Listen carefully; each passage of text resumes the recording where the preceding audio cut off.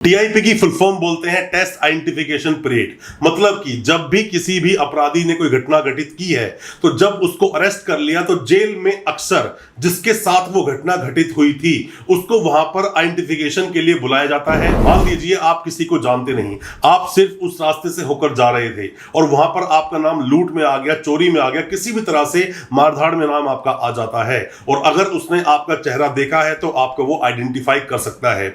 इस चीज के लिए भी चेहरा ढका जा सकता है। दोस्तों अक्सर आपने देखा होगा जब भी किसी अपराधी को पकड़ते हैं, अक्सर आप देखते हैं न्यूज़पेपर में कटिंग्स आती हैं या फिर न्यूज में भी आप इस बात को नोट करते होंगे। कई बार जो अपराधी पकड़े जाते हैं, कोई भी घटना कहीं घटित करते हैं तो उनका चेहरा अक्सर काले कपड़े से ढक दिया जाता है। जरूरी नहीं वो काला कपड़ा ही होगा या किसी भी कपड़े से जब किसी भी अपराधी का जिसने कोई अपराध किया या अपराध नहीं किया वो बात की बात है, पर अभी किसी को भी जब पकड़ा गया है तो उसका चेहरा वहां पर एक कपड़े से ढक दिया जाता है या किसी भी तरह से उसका चेहरा कवर कर दिया जाता है। ऐसा पुलिस करती क्यों है? क्या ऐसा करना अनिवार्य है? क्या जरूरी है? अगर पुलिस ऐसा नहीं करेगी तो कौन सा ऑफेंस वो घटित करेगी, या फिर अगर पुलिस ऐसा करती है तो क्या उसने आपके साथ में कोई इलीगल एक्ट किया है? पुलिस क्यों ढकती है किसी भी अपराधी का फेस उस कपड़े से? उसी के बारे में आज डिस्कस करेंगे अपने इस वीडियो में। ज्यादा कुछ जानने के लिए दोस्तों बने रहिए हमारी इस वीडियो के साथ। नमस्कार दोस्तों, फिर एक बार स्वागत करता हूं आप सभी का अपने इस YouTube चैनल पर जिसका नाम है बेल लॉज। मेरा नाम है वीरेंद्र। दोस्तों कई सारी वीडियोस में, ये कई सारे जो आप न्यूज़पेपर में कटिंग्स देखते हैं वहां अक्सर ऐसा देखने को मिलता है कि पुलिस अक्सर जो अपराधी है जिसने वो घटना घटित की है या अपराध किया है उसका चेहरा एक कपड़े से ढक देती है। क्योंकि जब पुलिस ने किसी भी अपराधी को पकड़ ही लिया है, जब वो पुलिस की गिरफ्त में है ही, तो उसका जो चेहरा है क्या ढकना एक कपड़े से अनिवार्य था। और दोस्तों अक्सर आपने देखा भी होगा जब भी कोई अपराधी अंदर होता है तो बोलता है कि टीआईपी टूटी क्या, या फिर क्या टीआईपी डिनाई हो गया, या फिर टीआईपी क्या वेरीफाई हो गया।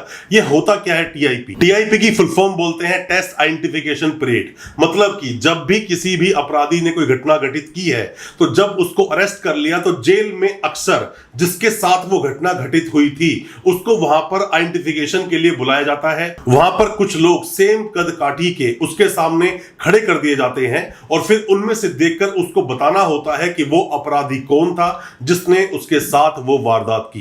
क्योंकि अगर उसका चेहरा उस वक्त ढका नहीं जाएगा जिसने वो अपराध किया था, जिसने भी वो अपराध किया है, घटना घटित की है, अगर पुलिस उसका चेहरा ढकेगी नहीं तो आजकल की मीडिया, सोशल मीडिया इतनी एडवांस हो गई है कि फोटो खींचकर डाल देना कहीं सोशल पर इतना बहुत आसान हो जाता है, लोगों तक उसका चेहरा कॉमन हो जाता है। वहां देखकर ऐसे लोग, कई सारे लोग ऐसे होते हैं जो कि अपनी रंजिश निकालते हैं, दुश्मनी को निभाने के लिए झूठे केसों में किसी का नाम लिखवाते हैं और अगर वो घटना सच में ही उसी व्यक्ति ने उसके साथ घटित की है तो उसको वो आइडेंटिफाई कर भी लेगा। जब टीआईपी करवाई जाएगी, जब आइडेंटिफिकेशन जब परेड कराई जाती है तो उसमें पहचान लेगा। दोस्तों आप में से कोई भी नए वकील साहब हैं, कोई भी लॉ स्टूडेंट है, कोई भी अभी कानून की जानकारी ले रहा है, आप पर कोई केस हुआ है या आप किसी पर कोई भी केस करना चाहते हैं तो कोई भी हमसे आप जानकारी चाहते हैं, दिए गए नंबर पर व्हाट्सएप करें, हम आपको रिप्लाई करेंगे। हो सकता है उससे आपकी कोई मदद हो सके। ऐसा ही सेम तरीका कोर्ट में भी फॉलो किया जाता है कि किसी के साथ भी, मान लीजिए आप किसी को जानते नहीं,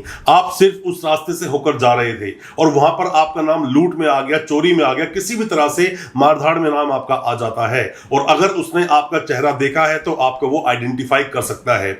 इस चीज के लिए भी चेहरा ढका जा सकता है क्योंकि कोई भी जो अपराधी होता है जिसने वो अपराध किया है, जो एक्यूज बनाया गया है, उसको फेयर ट्रायल को फेस करने का पूरा अधिकार है।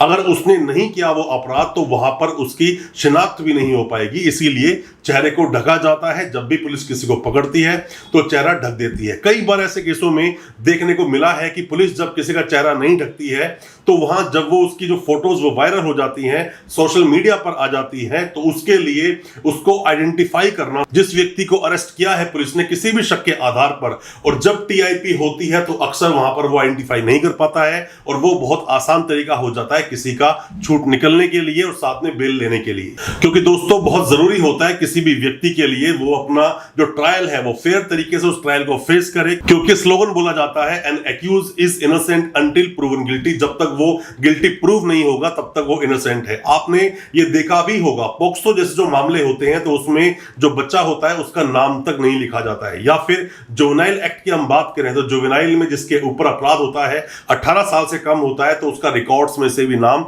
निकाला जाता है। सिर्फ बात इतनी सी होती है कि कोई भी अगर किसी ने कोई घटना घटित की है, वही वो व्यक्ति है जिसने वो घटना की। हो सकता है पुलिस ने किसी और को पकड़ लिया हो सकता है कहीं गलती हो गई हो, सिर्फ इस छोटी सी गलती की वजह से ही कहीं कोई इंसान जेल में ना रहे और उसके आर्टिकल 19 और article 21 of constitution of India के तहत जो उसको आजादी मिली है कहीं उसका वायलेशन ना हो जाए। इसीलिए पुलिस किसी भी व्यक्ति का जब कोई अपराध में किसी का नाम आता है उसका चेहरा वो उस कपड़े से ढक देती है या फिर काला कपड़ा उसको पहना देती है उसके चेहरे पर, ताकि जो टीआईपी कराई जाएगी टीआईपी के वक्त वो जो विक्टिम है जिसके साथ वो अपराध हुआ है वो उसकी पहचान कर सके और पहचान सके कि यही वो व्यक्ति था जिसने उसके साथ अपराध किया है। तो मैं उम्मीद करता हूं जो मैंने आपको बताया कि पुलिस जब किसी को पकड़ती है तो उसके चेहरे पर वो काला कपड़ा क्यों डाल दिया जाता है आपको समझ आया होगा। कोई भी किसी भी तरह के डाउट्स हैं, आप चाहते हैं अपने केस के बारे में कोई भी डिस्कशन करना, कुछ जानना चाहते हैं अपने केस के बारे में, कमेंट बॉक्स में सवाल पूछे, हम आपको उसका रिप्लाई जरूर करेंगे। और कोई भी पर्सनल एडवाइस आप चाहते हैं हमें व्हाट्सएप करें, हम कोशिश करेंगे आपकी हर तरह से मदद करने की। दोस्तों अच्छा लगा आज का वीडियो, हमारी वीडियो को ज्यादा से ज्यादा अपने दोस्तों परिजन परिवार में शेयर करें ताकि वो भी अपने आप को कानूनी जानकार बना सके। बहुत बहुत शुक्रिया, धन्यवाद हमारे इस वीडियो के साथ बने रहने के लिए।